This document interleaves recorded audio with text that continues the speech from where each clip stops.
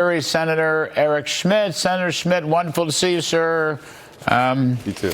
I guess I haven't seen you since Happy New Year. So just one word.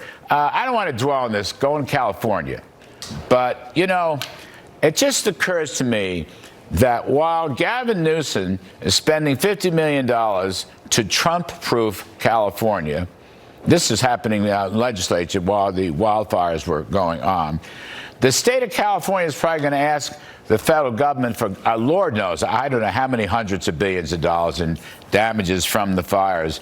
It just strikes me that they're not playing their cards too well because Donald Trump doesn't think much of their water management or their forest management or any of their socialist policies out there. I mean, you'd think they'd wise up, Senator Schmitt, but it doesn't seem that way.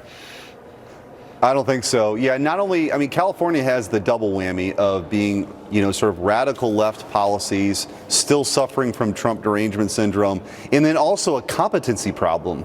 You know, whether it's the cities or the management of the water or forest management, they've been so obsessed with this sort of woke ideology over the last couple of decades that the things that people should expect from their government, which is you can come to arrive when somebody's in trouble, the police or, you know, the fire department will show up and be able to put out a fire. They've neglected all of this kind of stuff. And so I think I just don't think you can understate or overstate how important it is that the very first thing President Trump's doing, though, outside of the White House and all the stuff he's done this week after the inaugural, is to go to the places where people have been impacted. Americans are hurting. He stood there in North Carolina earlier today with those families affected, asked them to tell their stories, asked them to name the insurance companies that are stiffing them.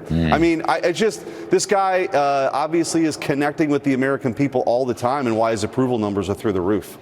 Okay, let's move on. Talk about a couple other things. Mr. Trump on the world stage, he gave what I thought was a dynamite speech to what's left of the Davos globalist crowd.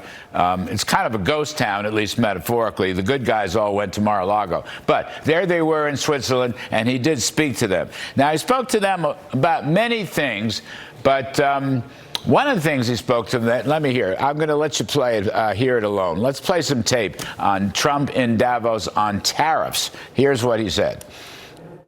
My message to every business in the world is very simple. Come make your product in America, and we will give you among the lowest taxes of any nation on earth. But if you don't make your product in America, which is your prerogative, then very simply you will have to pay a tariff. All right. Now, you know, I think that was probably rattled some teeth in that crowd out there. I mean, he's saying basically it's your prerogative. You don't have to come invest in America. But if you don't, we're going to put up a tariff. He hasn't really defined yet. It could be a 10% tariff. It could be more. The European Union, by the by, as you may know, Senator, has roughly 50% higher tariff rates than the United States has. So that's an important statistic. Other countries are even worse. So what do you make of that? I mean, he's saying come to America, and we're going to reward you with the lowest taxes possible. I'm hoping that you all have one big, beautiful bill or something that gets us to a 15% corporate tax rate. What do you make of what he's saying?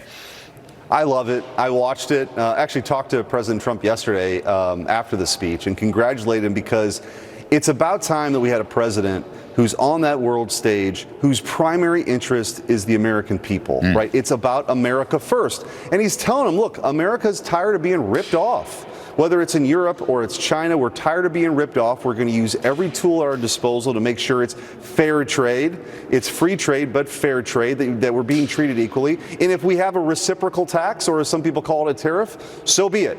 But we're going to level the playing field. I also think he delivered a message, Larry, that the European folks need to hear, which is we're tired of subsidizing your social welfare states in Europe. It's time for you to pay up at NATO. They ought to hit the 5% number at a minimum. The United States of America, the taxpayers, we're not their piggy bank. We've got NATO, but we're tired of being taken advantage of. And he's delivering this message. And I do think now, in his second term, Larry, they're listening. I think the first term, I'm not sure what they thought of it, but he came in, he got some changes, he got NATO and Europe to understand America's position on this, and now I think they're really taking him seriously, and that's a good thing. It's a good thing for America, and it's a good thing for the free world. Well, you know, I just remarked that Mr. Trump, is vastly more popular in his country, the USA, than they are in their countries. I mean, if anyone's noticed, those European leaders have their their approval ratings are in the sort of mid to low 20s. All right, I just saw a poll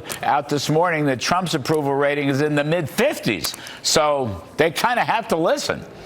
They do, and they have unchecked illegal immigration there too. But a lot of their leaders are more liberal. Obviously, the President Trump, they don't want to speak up about it. But you're seeing a sort of a populist movement in Europe too, where people are saying we're tired of being taken advantage of. President Trump also, by the way, spoke to some of the wokeness and the weakness that's defined the last 4 years. And so I think we got strength back in the White House. And on your riff, Larry, let me just point this out too.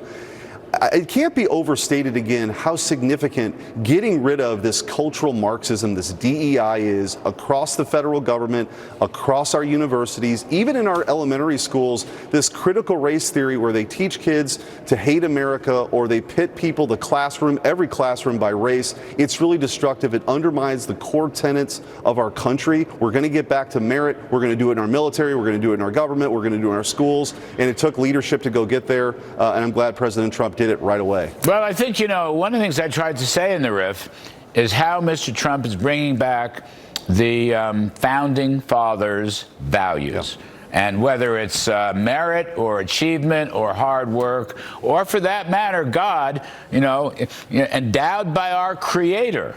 Remember that? I mean, our Creator. Our Creator was not the state. Our Creator was not the government. This Declaration of Independence was a revolt against the monarchs. So I think that's an important point. I might even spiff up the riff and put in some of your adjectives there. I like that a lot. And also, Larry, those are the things that bring us together. The American people are tired of being divided by this toxic ideology. Those are the core tenets that hold us together. But again, the left, they want to, untether us from those important anchors so that, essentially the state becomes the supreme and almighty thing. And we all know there's a lot more important things than government. Government can't love you, that's for sure. Yes, that's for sure. Talk some more about Trump on the global stage. I was asking Peter Ducey, our great reporter, about the new Gulf of America, which I think may appear in maps and various geography books. That would be fun. Then the question is getting down to rights about the Panama Canal, which, if it isn't run by the Chinese, it's awfully influenced by the Chinese. And as you well know, China's influence extends right through this Western Hemisphere, right through the Panama Canal, right through Central America, right into South America. I mean, Joe Biden's been looking the other way. Something's got to be done about this, it seems to me, sir. Well, I filed a resolution yesterday with the Senate. I hope to get bipartisan support, calling on the Panamanians to expel all the Chinese interests from the port. The truth is, they do control both ends of that port, and it gets us, again, President Trump's, I think, getting us back to what are our core national interests: the Monroe Doctrine, the Western Hemisphere, making sure our ships can freely navigate. Our Navy, Larry, goes through the Panama Canal. There is no good reason at all why China, communist China, which has designs on world domination, should have control of that very important asset. And the one condition we gave when that disastrous deal was done in the late 70s to give it away for $1 was it had to remain neutral. The Panama Canal is now part of China's Belt and Road Initiative, or as they called it, One Belt, One Road Initiative, where they control this critical infrastructure. They build airports for countries, and then guess what? If you're critical of the CCP, you don't get flights anymore. If you're critical, all of a sudden the construction stops. They can turn it on, they can turn it off. From a national security perspective, there's just no way on God's green earth that China should control the Panama Canal. One more on this whole subject of the Monroe Doctrine and the Panama Canal and the Chinese and so forth. I want to move north a little bit into Mexico. So far, I have not heard President Sheinbaum of Mexico be particularly cooperative with Mr. Trump's closing of the border and asking for some help. You recall, sir, remain in Mexico in the first term, which was an enormous success, was helped enormously by then President Obrador, AMLO, who put 25,000 Mexican troops on the border. And now that story is even worse, as you know, because the cartels are even stronger. The fentanyl is even more free-flowing. And I have not heard her say anything about, helping us out in a substantial way. I wonder if you have a thought on that.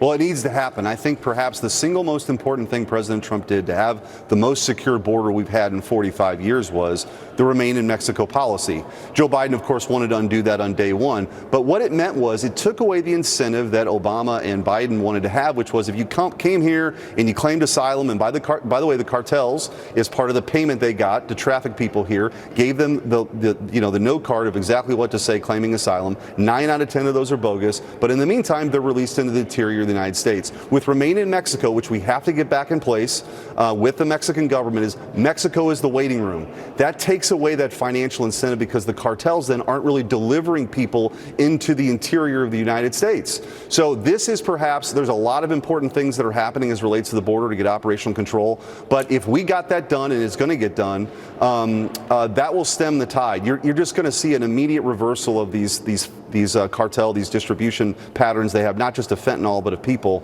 And so they better cooperate, or I have a feeling that you're probably going to have a targeted tariff coming your way. I don't have any problem with the targeted tariff. The stakes are so high along the border, given all the things, we've just talked about, the cartels, the drug smuggling. By the way, China, assembling manufacturing and things of that sort in Mexico and then slipping it into the United States to get it under the radar of the USMCA. I mean, there they go again. The Chinese don't miss a trick. No, that's part of their plan is they subsidize, they create an unfair situation in China, they steal the IP in China, but then they subsidize something, they overproduce it, they dump it, they drive the cost down, they dump it in a place like Mexico and try to get it here cheaply. We can't let that happen. And I think, again, President Trump's very well aware of that dynamic, and I think we're going to see an end to it. Yeah, well done. Well said. Thank you, Senator Eric Schmitt. We appreciate it, sir, very, very much. All right, Larry. Take care. All right, folks, coming up.